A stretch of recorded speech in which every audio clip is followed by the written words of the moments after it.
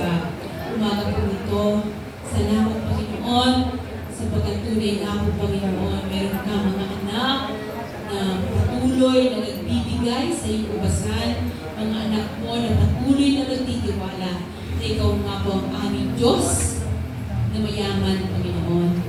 Salamat po sa kanilang mga buhay.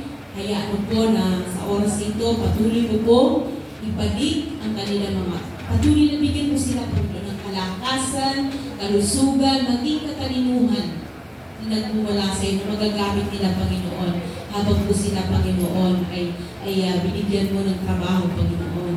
At patuloy po sila, Panginoon, pagpalain ng higit-higit pa beyond measure, O Lord. Hallelujah, Lord. Paging sa mga anak ko, Panginoon, ang patuloy na nagbibigay ng oras ng kanilang lakas upang magamit ko sa iyo.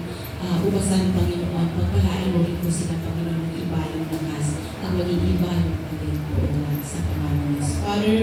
Kaya ano nga, Panginoon, ang bawat kaloob po namin ito, Panginoon, ay patuloy na magbibigay sa iyo ng kalulahatian.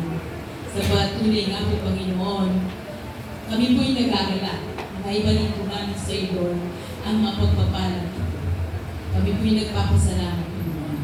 Hallelujah. Father, we thank you so much. Hayaan mo po na ang bawat kaloob dito, Panginoon, ay magamit lamang sa ikaluwalhati ng kagilang pangalan dito sa lupa. Ingatan mo po ito, Panginoon. Pagpalain mo lahat ng giver, O God. Pagpalain mo po ang mga gifts sa ito, Panginoon. Ang lahat ng ipagpuat ang paghahandog namin ito sa pangalan ni Jesus.